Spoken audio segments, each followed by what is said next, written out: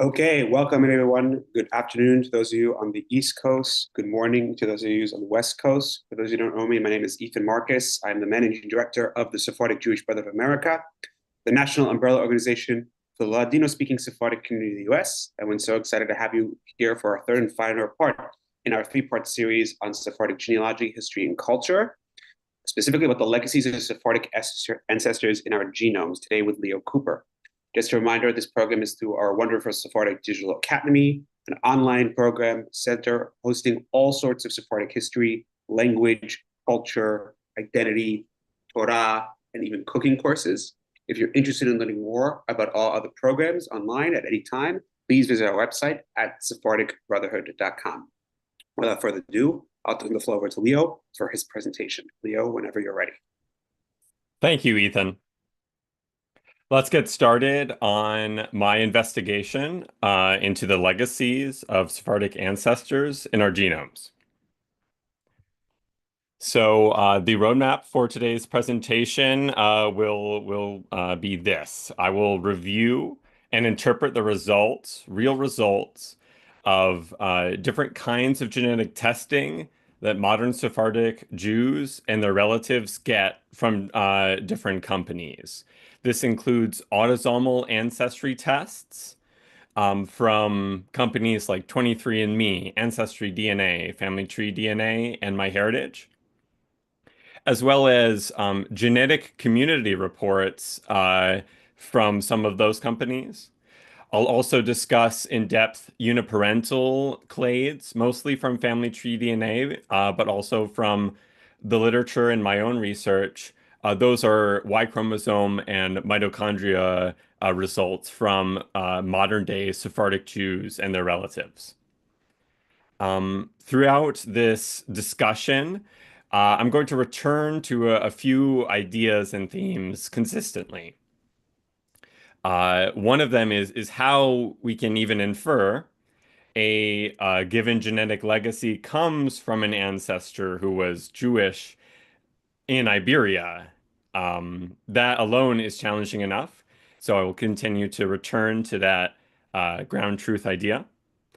Another question is how can we come to know and understand how medieval Sephardim were related to each other without any ancient genomes? And as a simpler question, what is the story of the big family of Sephardic Jews? Insofar as they are a big family, what is the story and what does the pedigree look like? And just so we all are on the same page about the stakes in this investigation, this is a model and a modeling project, a reconstruction project. We're trying to tease out what happened in the past using traces of the past that have made it to the present. We're doing this for modern groups claiming Sephardic Jewish identity, but we're also trying to infer specifically about those namesake ancestors, Jews that were in Iberia in the medieval period.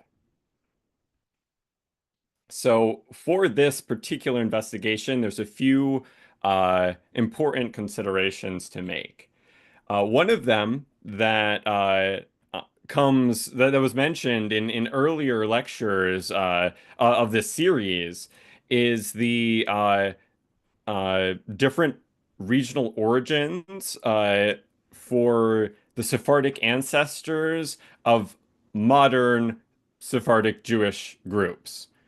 Um, as stated simply, Jews who ended up in the Ottoman Empire usually left from ports that were on the eastern coast of Iberia or more northern in Iberia. Jews that came to North Africa generally left from ports that were in the south and west of Iberia. So these different regional origins can exacerbate the challenge of inferring what is a Sephardic Jewish legacy. Additionally, um, as the Sephardim migrated out of Iberia, they encountered Jews that lived in other places, and these other Jews would have been related to Sephardim in ways that we don't know yet. Um, it's important to reckon that some of the Jews that Sephardim would have mixed with in exile would have been cl more closely related to them than others. And as a takeaway from that, there is no unadmixed Sephardic reference population. There's no one alive today whose full ancestry is descendant from Sephardim. And by that I mean medieval Iberian Jews. This means we can't easily infer this kind of history.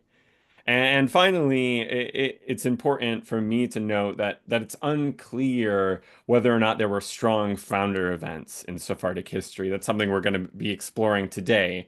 But at this time, it is unclear about the founder event landscape of these people. Before I continue deeper and deeper into this investigation, I feel it's important to share some definitions for some of the terms I'm going to be using. Whenever populations change over time, uh, we can describe this changing with some mode words. Uh, these words here are the words used for population genetics, but we can find analogies to these in any kind of changing of a population over time. Mutation is how new variants come to exist. The only alternative way for new variation to enter a population is through admixture. Selection is how certain kinds of variations change over time. Oftentimes, selection is used with the word directional as well, whether a particular kind of variation is becoming especially common or especially rare. Again, admixture, so important. It's how populations mix to form new populations. Drift is also very important for this study. It's how populations become distinct over time, especially small, isolated populations. Additionally, when we're doing genetic testing, there's going to be different markers that we're looking at. Alleles are the copies of DNA at single positions in the genome. Those are the A's and the G's and the C's and the T's. Haplotypes are long stretches of DNA, and they are found across the genome in the form of segments. Uniparental markers, again, those are the Y chromosome and the mitochondria. Those share aspects of both alleles and haplotypes.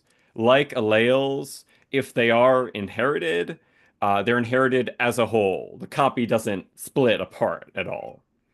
But like haplotypes, they are long stretches of the genome where multiple mutations can occur. Either way, genetics for ancestry, when we're thinking about ancestry, it should come back to the question, how is genetic material inherited through a pedigree? As long as we keep things based in that genealogical ground truth, we should be able to learn some new history. So, how do admixture proportion tests work? They start with your DNA and they infer IBD segment sharing with reference populations.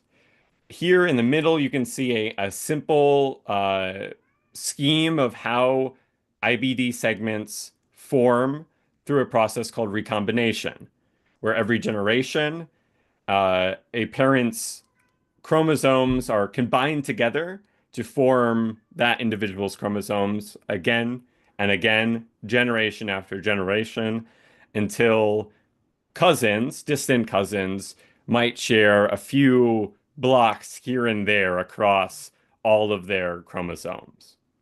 Here, they're comparing your DNA to many thousands of individuals that are structured into reference populations.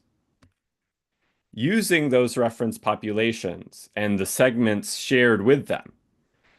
These companies paint your chromosomes with the ancestry that you share with each reference population. Altogether, the percentage of your genome that is shared IBD with those reference populations are the percentages that you get in your admixture proportions test. Right now, we're going to look at some real results from Sephardim of different backgrounds and at different companies so we can get a sense of the variation and the consistencies. The big four companies we're going to look at are 23andMe, Ancestry, Family Tree DNA, and MyHeritage. Now, correctly interpreting these reports, it requires a lot of context. And here, that context comes from my private collection, which includes over 150 results from Jews with roots from across the Mediterranean region. I've structured these reports into three main populations. One of them I will call ESJ. That's Eastern Sephardic Jews, most often from the former Ottoman Empire. There's WMJ. That's Western Maghrebi Jews from Morocco and Western Algeria. And Central Maghrebi Jews. Those are the Jews from Eastern Algeria, Tunisia, and Libya. Now, from historical scholarship and genealogy, some of which we had seen earlier in this lecture series, we already know some real information about the ancestral origins of these populations. For now, I find it's important to remember that ESJs and WMJs, these are the populations that have real significant Iberian Jewish ancestry, whereas Central Maghrebi Jews, as a rule, do not. So let's keep that in mind as we explore some of these results. Now, three of the four companies, at least at one time, had a component of their test which they called Sephardic Jewish. Let's explore what that reference population might be based on. For Ancestry DNA, it is a recent addition to their test. In the one ESJ result I was able to find, their score of this component is 43%. In the multiple WMJ results I have, scores range from 80% to 100%. And in the single result I have from a Tunisian Jew, the score is 96%. From that, it is clear to me that the reference population that Ancestry uses for their Sephardic Jewish component is specifically based on North African Jews, whether or not they actually come from communities that have significant and recent Iberian Jewish ancestry. Family Tree DNA also has had a Sephardic, or also has a Sephardic Jewish component, and this one has been in their test for years. Now, multiple results from ESJs show scores between 13% at the lowest and 43% at the highest. But Rhodesli Jews, those are the Jews from the island of Rhodes, they all score 100% or just below that. Western Maghrebi Jews consistently score results that range from 7% to 42%. And Central Maghrebi Jews, on average, score more than them, ranging from 19% to a maximum of 37%. For me, these results clearly show that the reference population FTDNA uses for their Sephardic Jewish component are Rhodesli Jews, Jews with recent ancestry from Rhodes.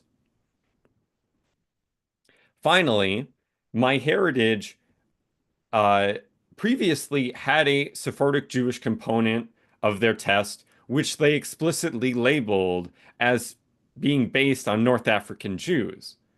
But in their latest update, they removed that component and added four North African Jewish components for each of the countries that the relevant Jewish communities were from.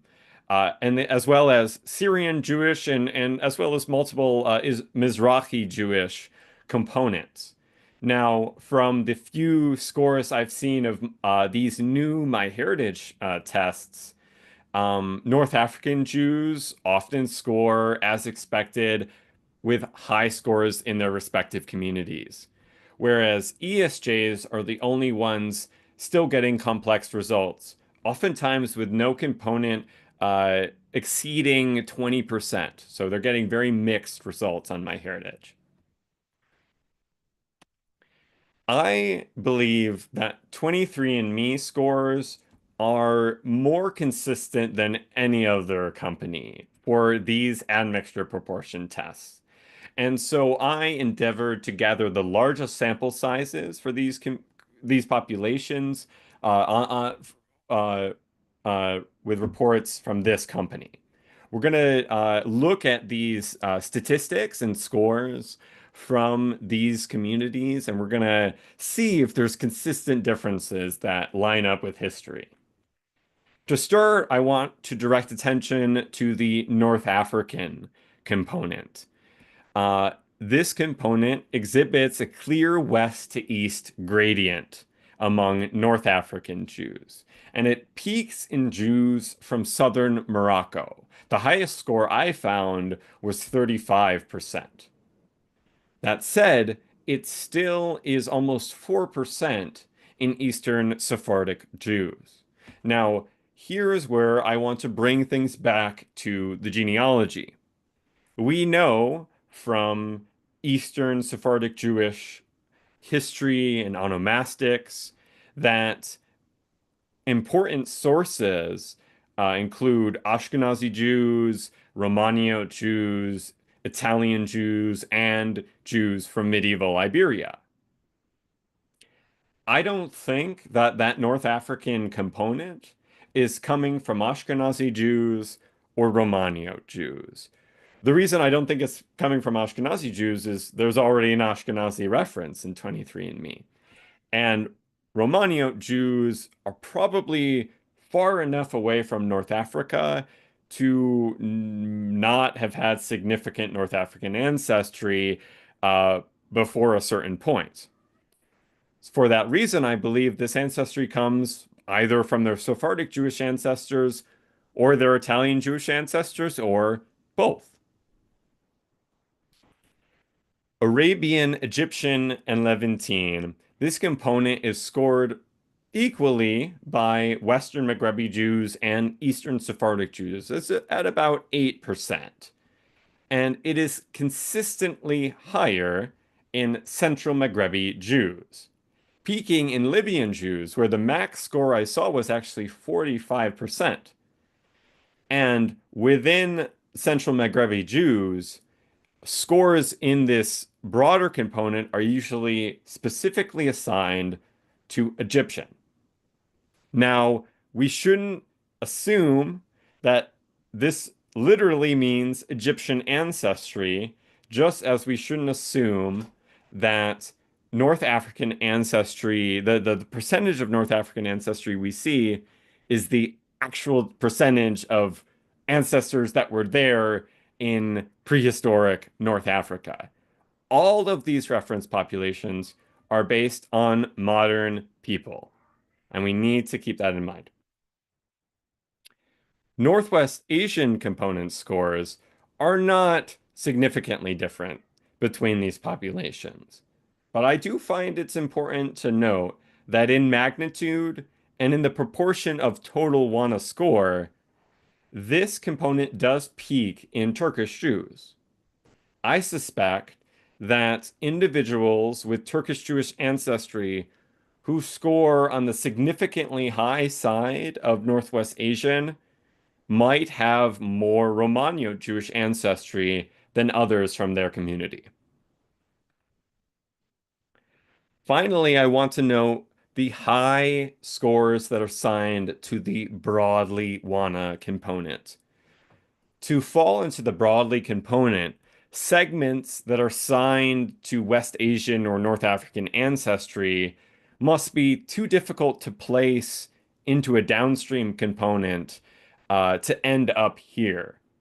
For all Jews, regardless of the amount of medieval Iberian Jewish ancestry they have, for all Jews of the Mediterranean to have high broadly WANA scores, for me, speaks to the complexity and layered nature to Jewish ancestry, and in particular, the antiquity of Middle Eastern ancestry. Let's look now at the European scores on 23andMe for these same populations. Now, almost all of the European score for these groups is assigned either to Southern European or to the Ashkenazi Jewish reference population. Let's set aside the AJ population for now and those scores and look at the Southern European scores. Now, for all populations, the Italian component is the largest score. Meanwhile, the Spanish and Portuguese component is always small, though it does peak in Jews of the Western Maghreb, where the max score I saw was 12%. And in general, the component makes up around 1/8 of the total Southern European score of Jews from Morocco and Western Algeria. Likewise, uh, the broadly Southern European score is scored highest among Jews with known Sephardic Jewish ancestry. Now, because it is scored much lower by Jews from the Central Maghreb, a reasonable idea is to suggest that higher broadly Southern European scores, or in other words, more segments that are difficult to place into one of the downstream components, might mean those are Sephardic Jewish segments, at least on average. But this is a slight pull, and we would need to perform other tests to confirm that. Now let's touch on the Ashkenazi score. Across all of these Mediterranean Jews, even if they come from Libya or the island of Djerba in modern Tunisia, every single one scores some amount of the Ashkenazi Jewish score or component. This score peaks in Balkan Jews, Jews especially from north of Greece, where I saw the max score be 44%. This is not very surprising because Jews from this region received Ashkenazi ancestry in the late 1600s, 1700s, even 1800s. And so we should expect that this group has the most similarity to the Ashkenazi Jewish reference panel, but Moroccan Jews still score 10%. And I want to phrase it like this. 10% of the average Moroccan Jewish genome is shared IBD that's identical by descent with 23andMe's Ashkenazi Jewish reference. This is a really impressive score, and it, for me, helps to underline the fact that these Ashkenazi scores are not literally the amount of Ashkenazi ancestry that these individuals have. Surely some of the Ashkenazi score must be coming from medieval Iberian Jews and their ancestry in these populations. Next, let's discuss genetic communities, also called IBD sharing communities. This is an alternative to admixture proportions. Rather than using IBD segment sharing to paint your genome to get the proportions of different ancestries, here we're using IBD segments to form network graphs. These networks often track closely with ancestry from real historical communities. And it's for that reason that the relevant ones from 23andMe make so much sense. European Sephardic Jews, Western North African Jews, Central North African Jews, Syrian Jews, as well as others for Mizrahi Jewish populations. There's good reason why these networks are similarly structured to the uh, populations that I just shared results from. These are actually the shape of Mediterranean Jewish population distinctiveness, and it's cool to see it reproduced in a different method. MyHeritage has a lot of genetic communities, and I just wanted to share one, and it's a glimpse into the honestly really exciting landscape of genetic communities, which we can now infer. So this is just a random group that I found. It's called group number 5412. It's the description of it is Sephardic Jews in Turkey, Greece, and some in Algeria, Morocco, and France, and some of their descendants in the United States and in Israel. This is a network of IBD segment sharing that just happens to connect families from these places. And we can also see groups that connect with this group.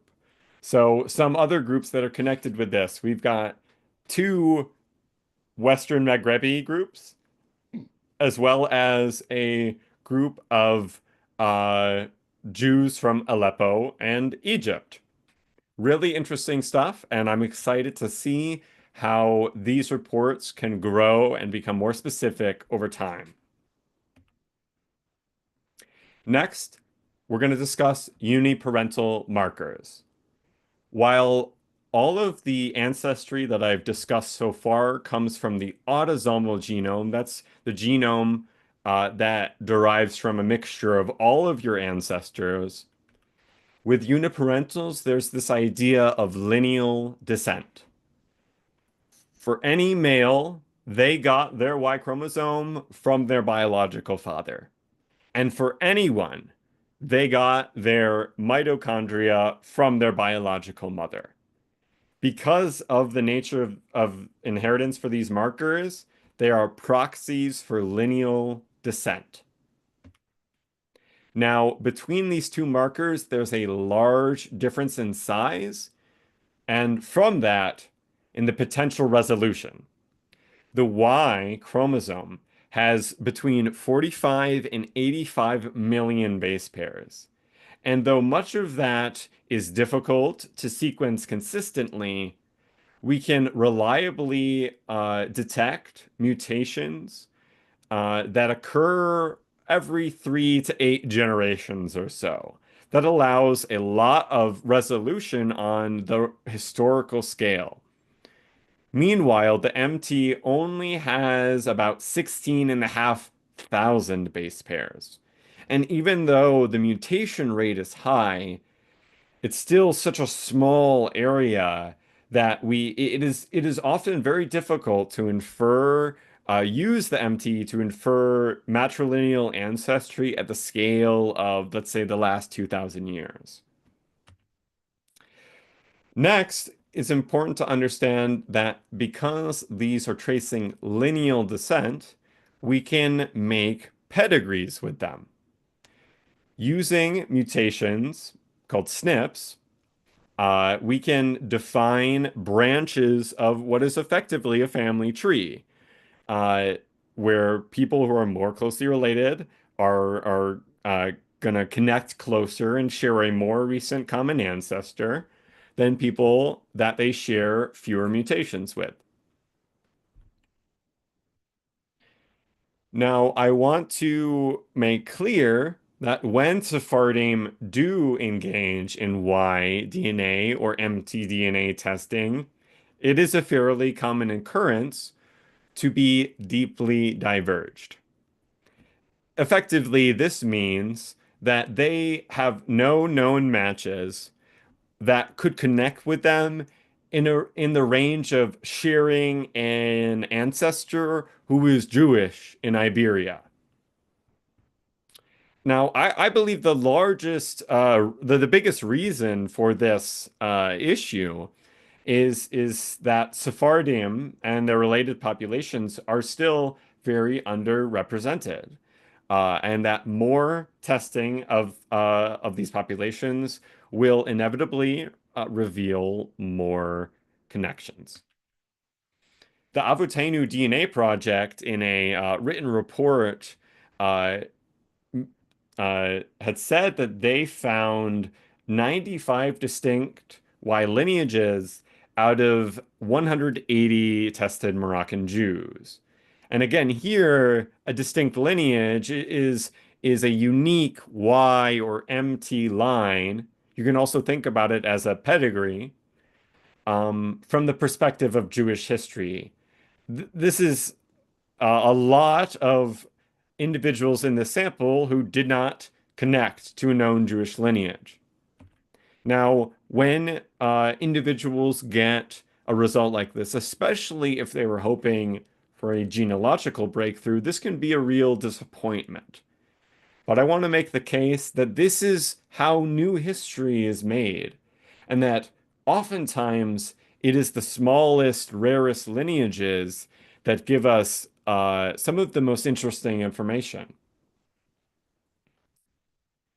Nevertheless, when we find uh, connections between groups that ought to be related through Iberian Jewish ancestry, we can approach the association of specific theoretical ancestors in the pedigree with real medieval Iberian Jewish ancestry.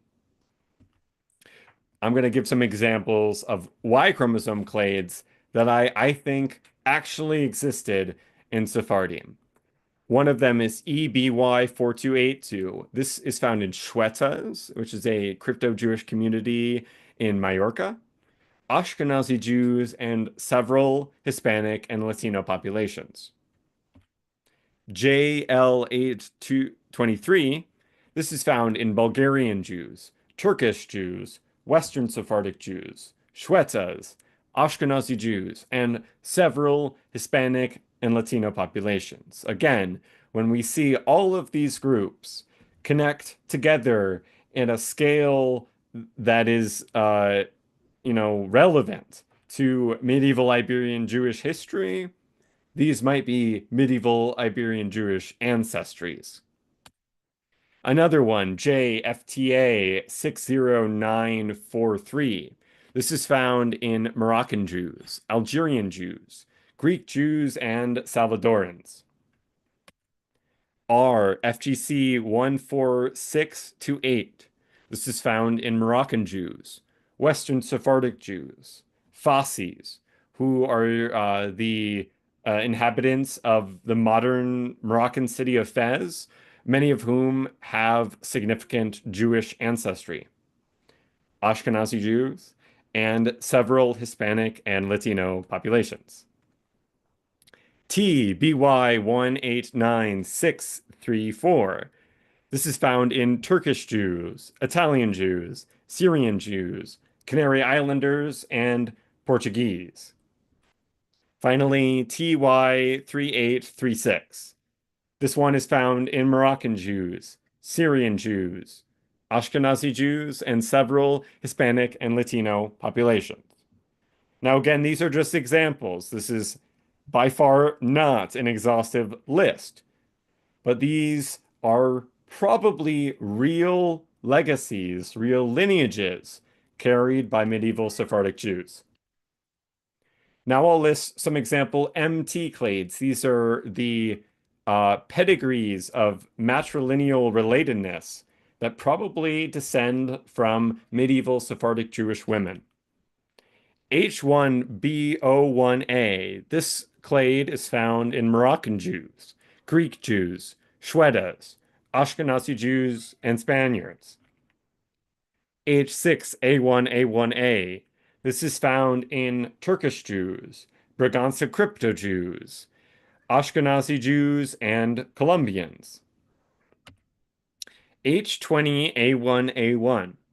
This is found in Algerian Jews, Bulgarian Jews, Turkish Jews, Braganza Crypto Jews, and Spaniards. K1A3A1A, found in Moroccan Jews, Algerian Jews, Greek Jews, and Syrian Jews. And finally, T2E1B, that's found in Western Sephardic Jews, Braganza Crypto Jews, and Ashkenazi Jews. Now, just like with the example Y clades, these example MT clades are not meant to claim that all descendants of these clades descend from an ancestor who is in medieval Iberia.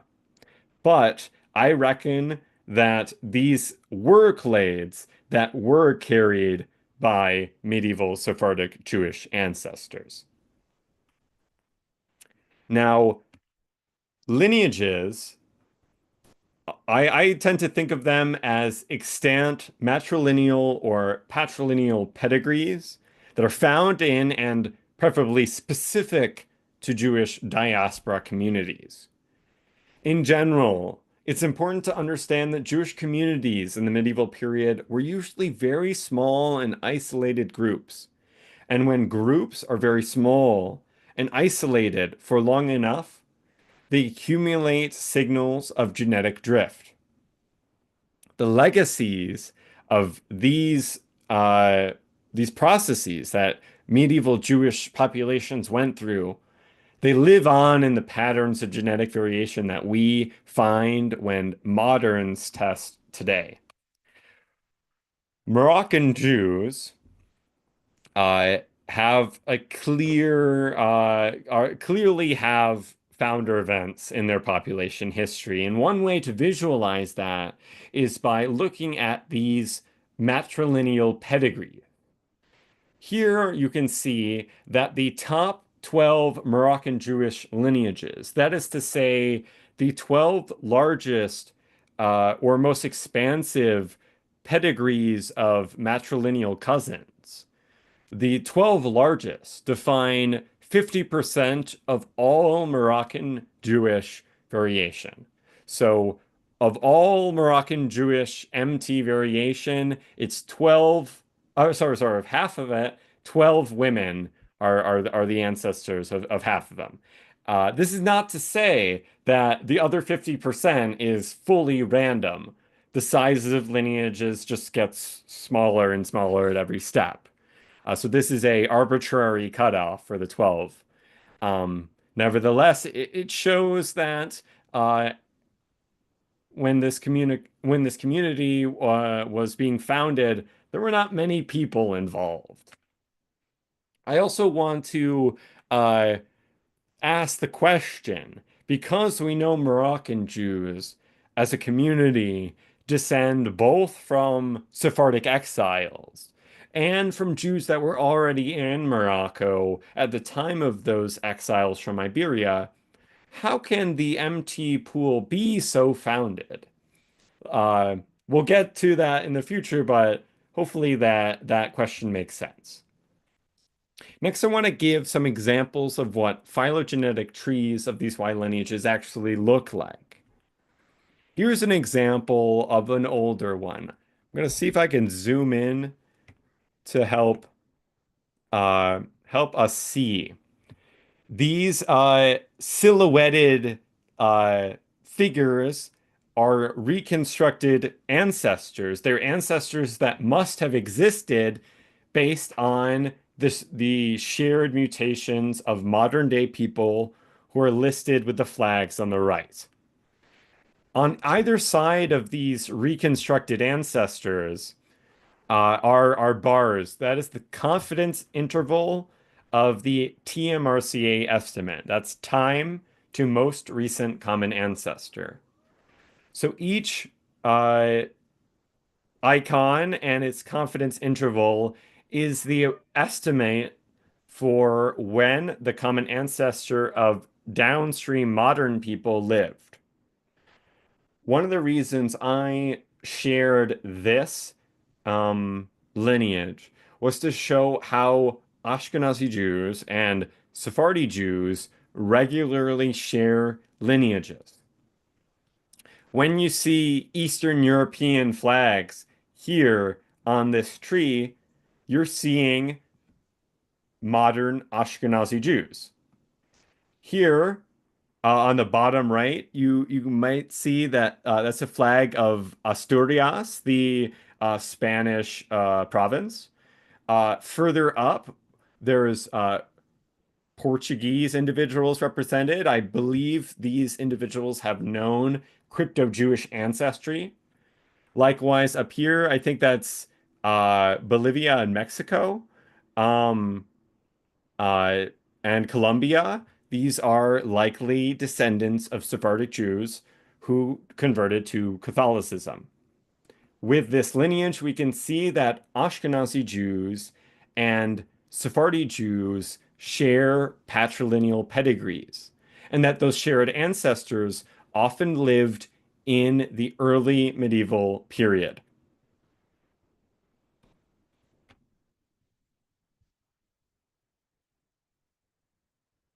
This other lineage is a little smaller, but is only found thus far in Moroccan Jews and in several Hispanic and Latino populations. Nevertheless, I believe it's fair to suggest that based on this pattern of sharing, the common ancestors that are inferred, one maybe around 600 or 700, one maybe around the year 900, another ancestor of all these Hispanic individuals lived around 1400. All of these ancestors probably lived in Iberia. And because the two most basal individuals are Jewish, and because it actually fits into an older Jewish lineage that is not shown, it's very likely that they weren't just in Iberia, they were Jews in Iberia. The ancestors were probably medieval Sephardim. Now, when we put all lineages together that I reckon at least were found in medieval Sepharad, what pattern can we see? I'm going to show two graphs here that are preliminary, but I think are truly new.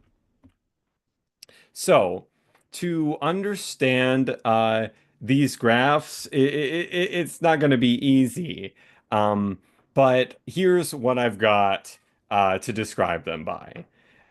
When we see more and more splitting in a phylogenetic sense, more and more nodes in the tree, those nodes are equivalent to the icons of shared ancestors I showed in the previous graphs.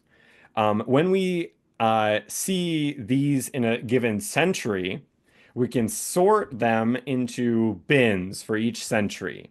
And that's effectively what you see on both of these graphs.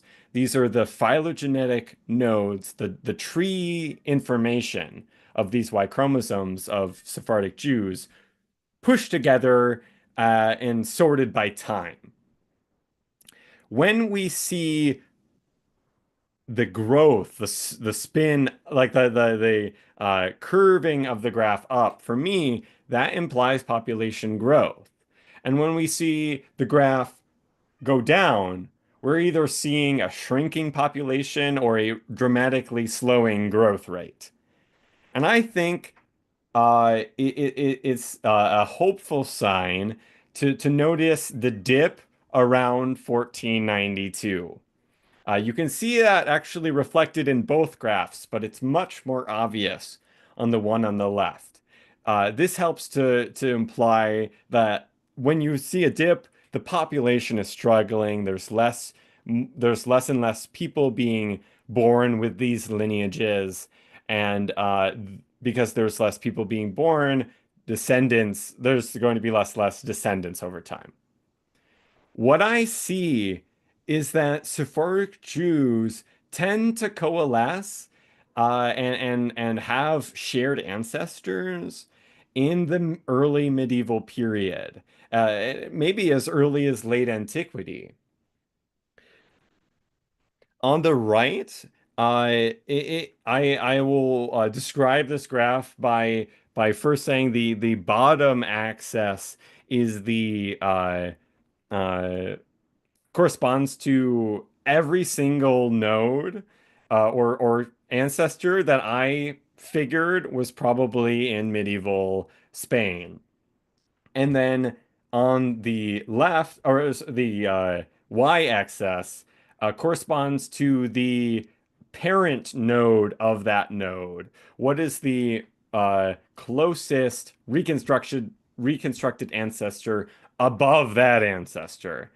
And so when we see, for example, the most yellow square in the graph, which is kind of in the center, that corresponds to nodes that are dated to the 10th century. That is to say, common ancestors of Sephardim were dated to the 10th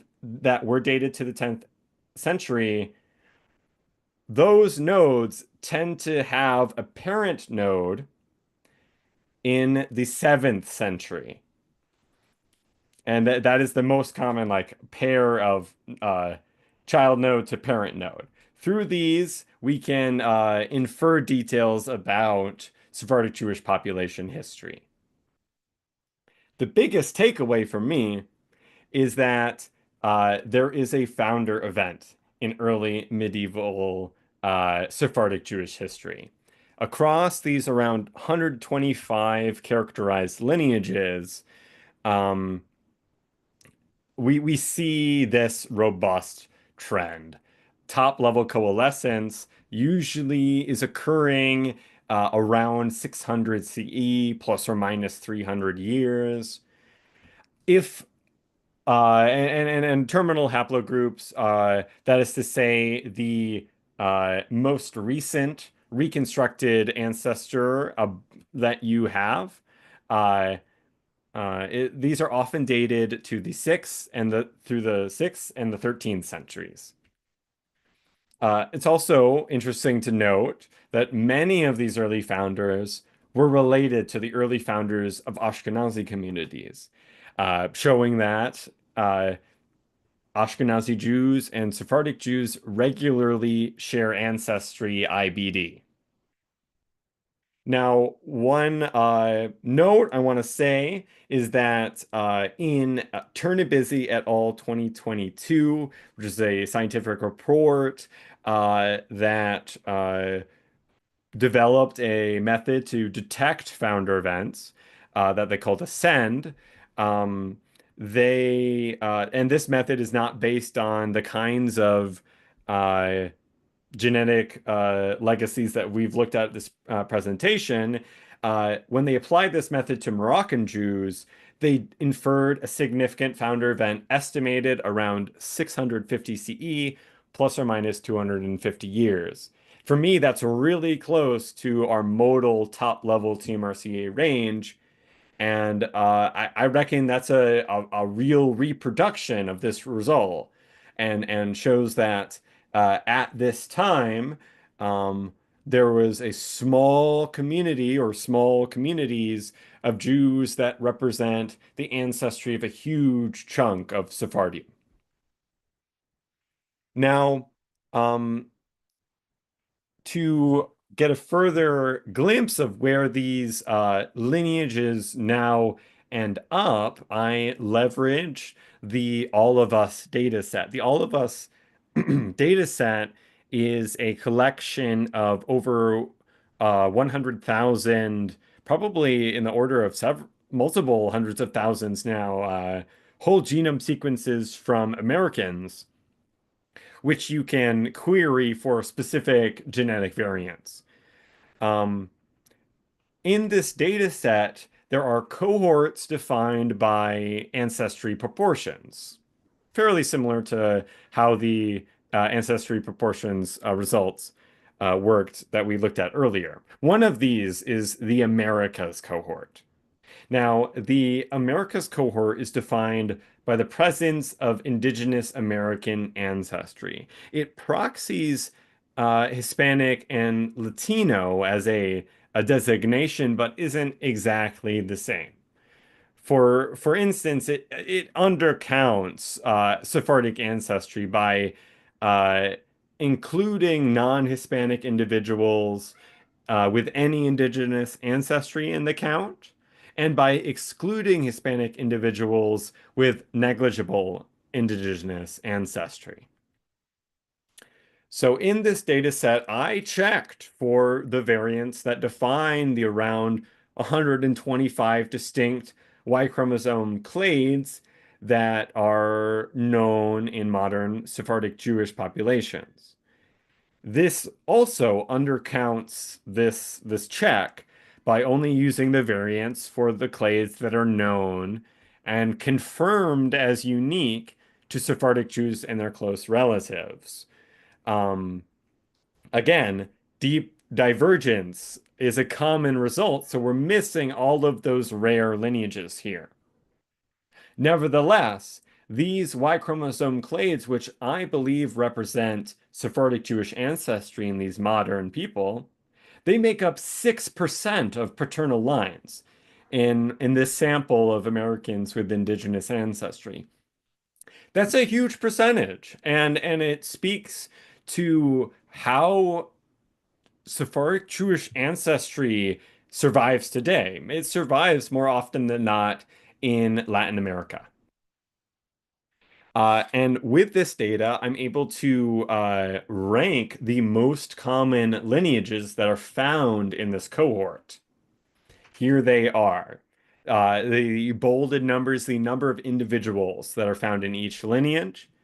And that top level TMRCA is the approximate date when all Jewish variation in the pedigree coalesces to a single common ancestor, the most recent common ancestor of everyone in the group.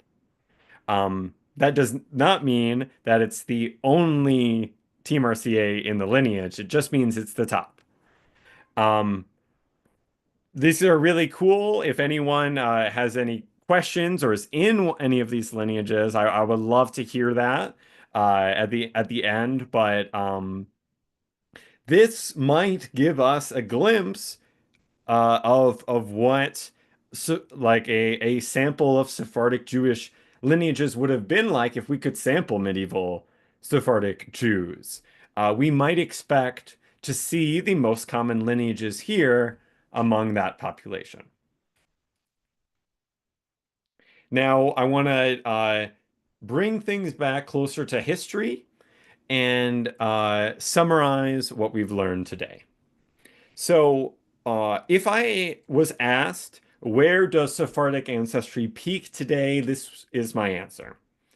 Non-trivial Sephardic ancestry, it's found regularly in Mediterranean Jews of any background, but the amount, it depends on the individual, that individual's family, and ultimately the communities that we're talking about.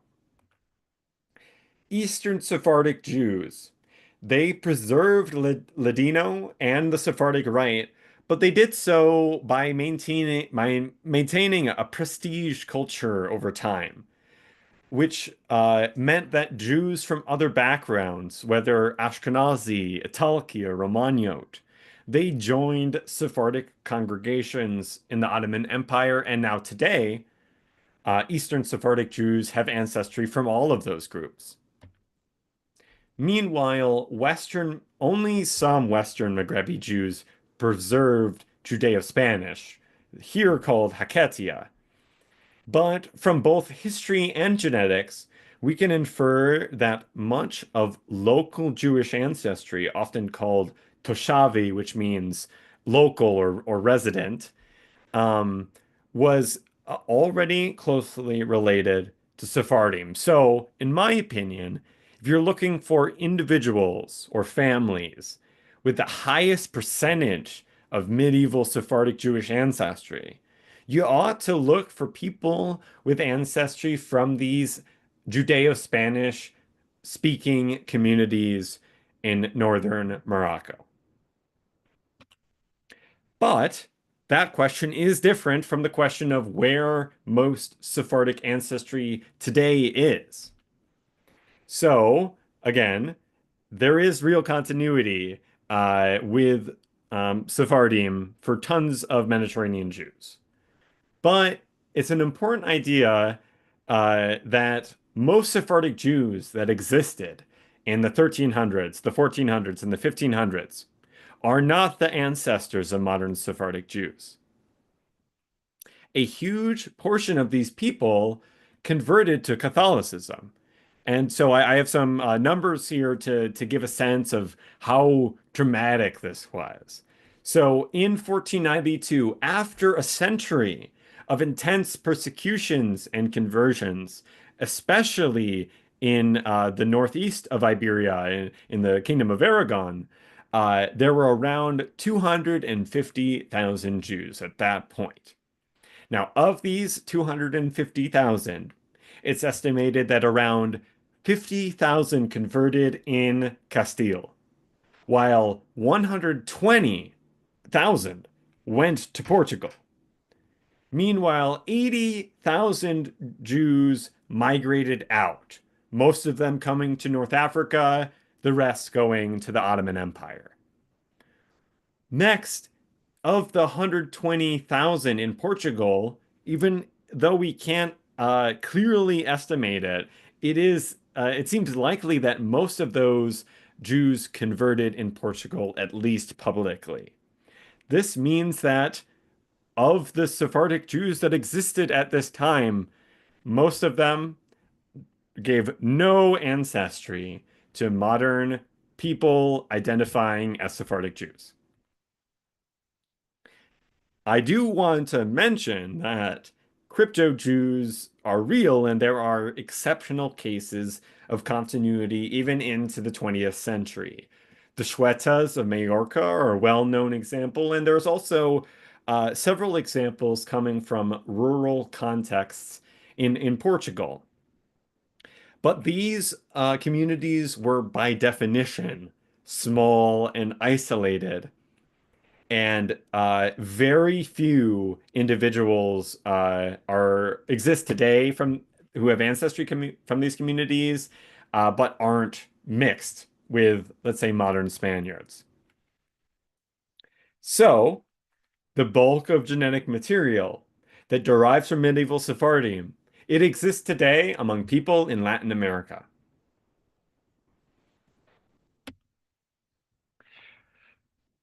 On a purely historical note, I wanted to ask how many Jews were actually in Iberia at earlier times, and what was the trajectory of that population like? Now, from Michael Talk's 2012 book, I took this quote. The development of the Jewish population in Iberia did not follow a linear pattern of growth. For the longer part of the period under scrutiny, it was of very modest dimensions and confined to a small number of places. Under such adverse conditions, it is difficult to see an uninterrupted presence even in the most important locations. Expansion set in late, roughly a century after the Muslim conquest. The 10th and especially the 11th century also saw further population growth, by now in the developing Christian realms. Around this time, uh, some other scholars have estimated the census size Jewish population. That is not to say, not the number of parents, the effective size, but the numbers of all Jews in Iberia might have been as low as 15,000. I personally think that's too low of an estimate, but It maybe isn't much more than 25,000 individuals already by the mid 11th century. And well, I found this study interesting. Apparently in medieval Barcelona, contemporary with this, like the mid 11th century context, there was a an event in Barcelona where all of the Jews that lived in the town were uh, had to be counted because some of them were going to move to the new castle and some of them were going to stay near the old castle.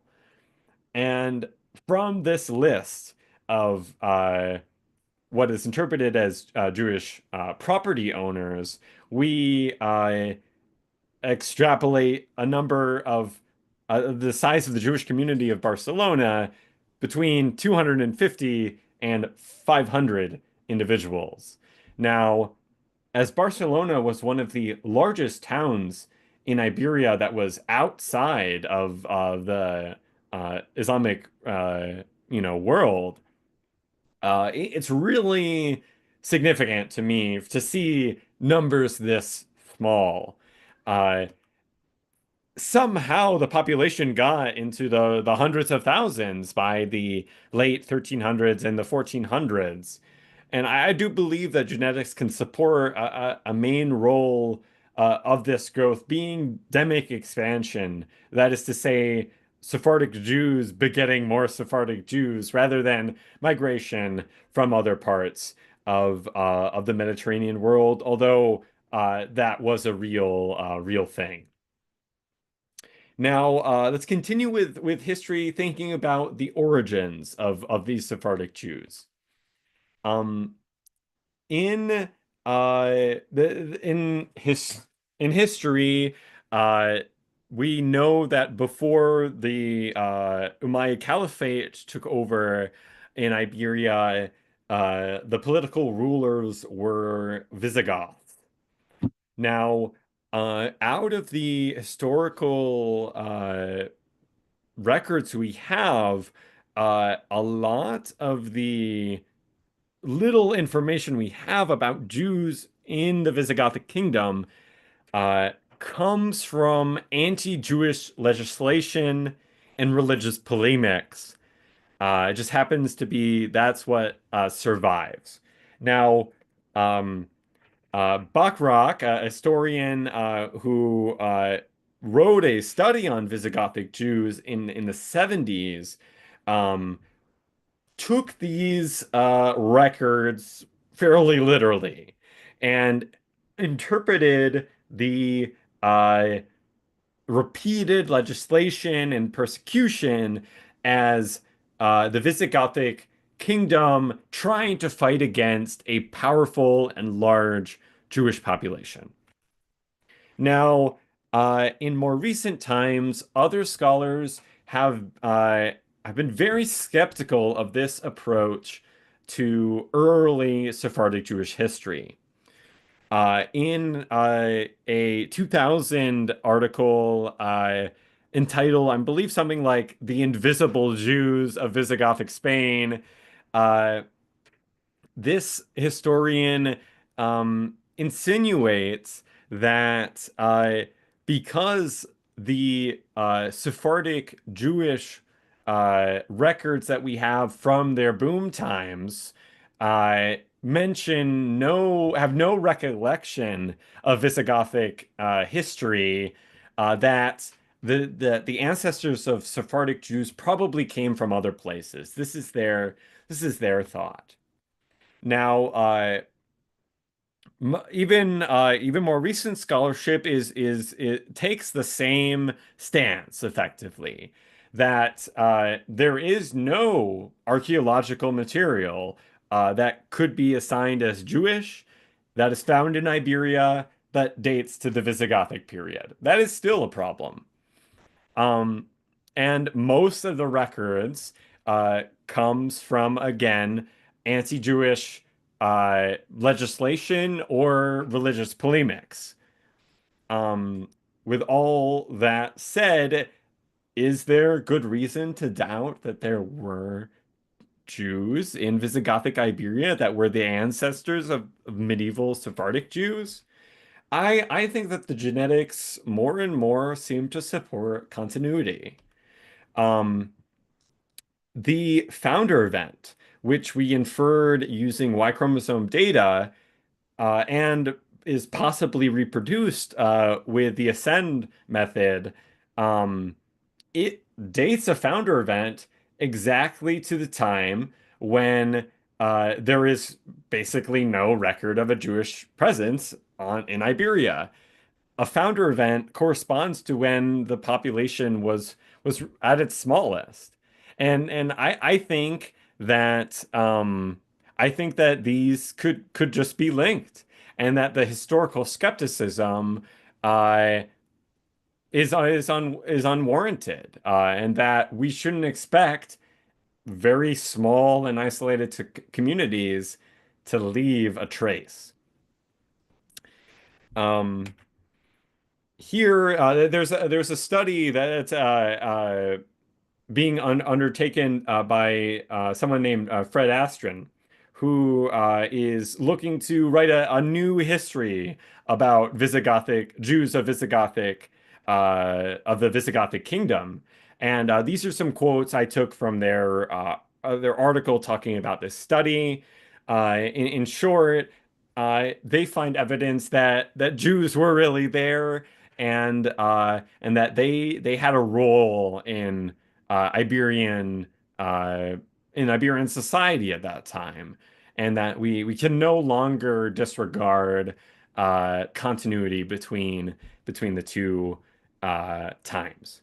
I do want to note though that the lineage-based method to infer continuity, it has some serious limitations. So these lineage networks, they're not going to include legacies from large or otherwise under-tested ancestral populations. That's because for these pedigrees to form, uh, they're basically the ancestral population has to be small enough for there to be shared ancestors in this time that are reflected in the graph.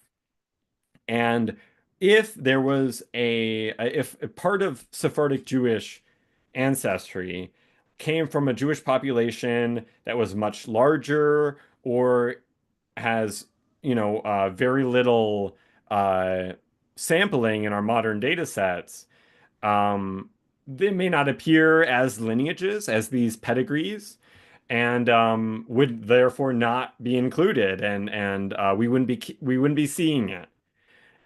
We also are assuming parsimony here in a geographic sense, where when we see multiple Sephardic Jewish lines that descend from a common ancestor living in, say, the 600s in Iberia, the Visigothic kingdom, we assume that the common ancestor lived on Iberia simply because there are multiple Jewish lines from that ancestor that were Sephardic. That need not be the case, and oftentimes we would be wrong to imply that it's that simple. Finally, I want to stress the Moroccan connection. The local Jews that were in Morocco before the expulsions of Jews from Iberia, we are beginning to understand more and more that they were already related to medieval Iberian Jews. And this makes sense from history. For a long time, both Al-Andalus and parts of Morocco were under the same political unit. And through that whole period, they shared similar culture and language. And ultimately, they were really close to each other, and uh, may have been more so they may have been so closely related that there was no line where Sepharad stops and Morocco starts. You might think it's the Strait of Gibraltar, but I think there was enough back and forth migration through the whole medieval period, and the possibility of a shared founder event between both that we may be better off conceiving of Moroccan Jews in general as the closest direct descendants of Sepharad as a whole unit. And with that, future scans of Moroccan Jewish genetic variation, it's probably going to be the source for the most informative new evidence about the ancestral origins and population history of Sephardic Jews. So if you want to learn more about that, try to find ways to support Moroccan Jewish testing. With that, I open up the floor to questions.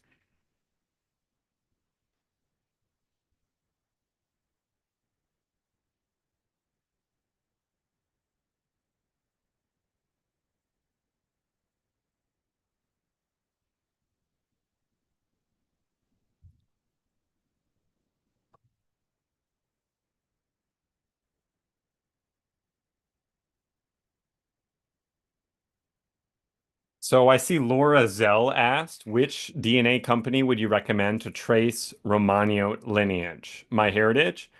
Um, that is a difficult question. I don't think my heritage would be the best, because there is no, uh, there are no clusters for Eastern Sephardic Jewish ancestry, and I suspect that, um, I I suspect that uh, my heritage scores are not going to be consistent enough to reliably use any particular component as a proxy for Romano-Jewish ancestry.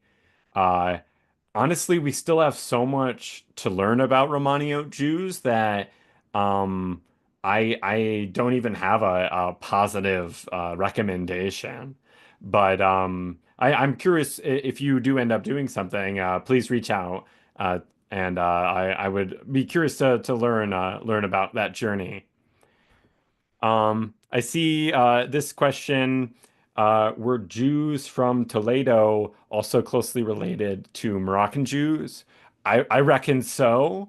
Um, we know for sure that many of the Sephardic Jewish ancestors or Sephardic Jews that went to Morocco, uh, um,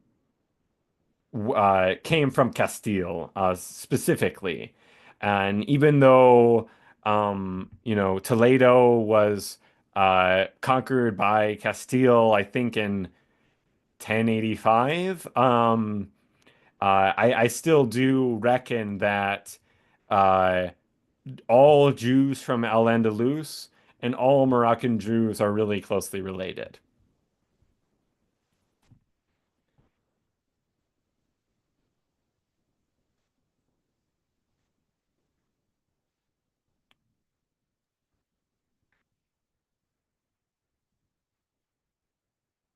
So it looks like it's all the questions we have for now. I really want to thank. Oh, there's one more. Yeah, let me. Yeah, go ahead. Okay, so considering the evidence for early intra-communal phylogenetic connections in other Jewish groups, why favor hypothesis where the Jews of this circa 7th century founder event lived in Iberia proper, rather than a location with more solid historical evidence of emerging Jewish settlement during this period, like Provence.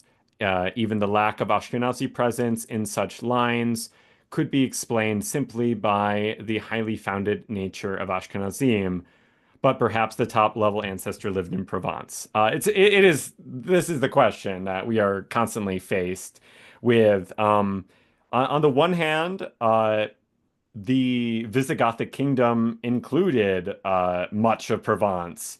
And so Visigothic Jews could include Jews from late antique Narbonne, for example. Um, but it is ultimately it's really difficult um, to say. I I've become more and more open to the idea of continuity as I've seen Sephardic Jewish Y chromosomal lineages grow more and more, and to see the just the regularity of this event reflected in the tree. I anticipate that we that historians have overthought the issue, and that the genetic inference of a founder event at this time lines up well with the dearth of historical records.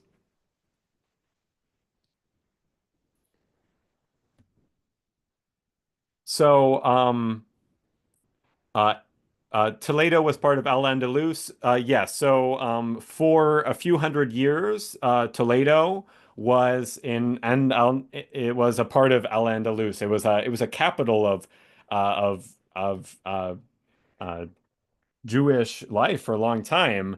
Um, but uh, oftentimes, if I recall correctly, its importance among Jews increased after after the Reconquista reached Toledo. But from the early 700s to, I believe, 1085, Toledo was part of Al-Andalus.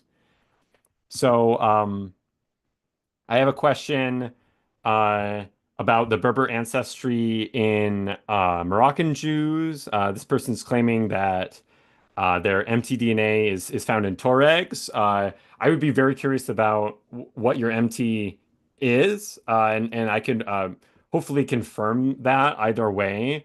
Berber ancestry is found in all Jews, all Western Jews. That's uh, Ashkenazi Jews, Eastern Sephardic Jews, and Jews from North Africa. So some uh, Berber ancestry probably comes from antique Jewish ancestry.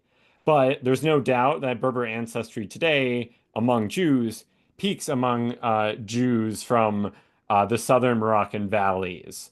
They must have more recent Berber ancestry, but all Jewish communities have additional local ancestry. And in no individual that I've studied did this ancestry amount to a majority of their full component.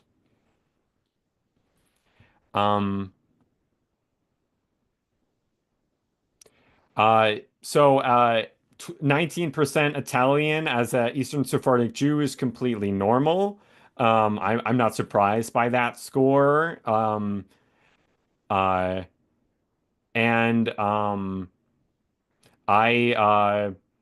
in terms of where the Italian is from, just like the North African, to some extent, the Italian ancestry is from ancient Roman Jewish ancestry that is shared by Ashkenazi Jews, Sephardi Jews, and non-Sephardic Jews from the Central Maghreb. It's a record of ancient shared uh, um, Roman Jewish ancestry. That's my belief. Um, Another question, what would you say is the average amount of Berber ancestry among North African Jewish groups? I think I will come at this with the idea that not all North African populations are the same. In southern Tunisia and western Libya, North African locals very often have a large component of Arabian ancestry from historical migrations. Additionally, coastal Tunisians regularly score high amounts of Southern European, often Italian ancestry. Um, uh, locals like Muslims from northern Morocco regularly score Iberian ancestry. So it's difficult to use, let's say, ancient Berber references to infer the amount of North African ancestry Jews have, because probably uh, when Jews have ancestry from a local population, they're only going to be a certain percentage Berber. But with all that said, I reckon that for Moroccan Jews, it's gonna be over 10% for almost all individuals, and it could get higher and higher depending on the family and the individual. And then for Central Maghrebi Jews, it's difficult for me to interpret the Egyptian component, which is consistently scored higher than the North African component. It's difficult for me to understand how Central Maghrebi Jews have so much IBD segment sharing with Egyptians, and I'd love to learn more about that.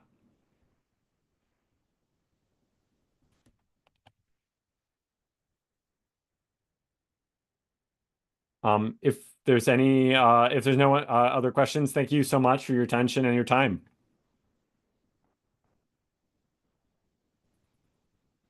Thank you so much, Leo, for an amazing program and your whole team for the amazing 3-week series. If you've missed any other portions of the series, you can go to our YouTube channel, youtube.com/Sephardic Brotherhood, and catch all other portions, and also check out our other programs on our website at sephardicbrotherhood.com.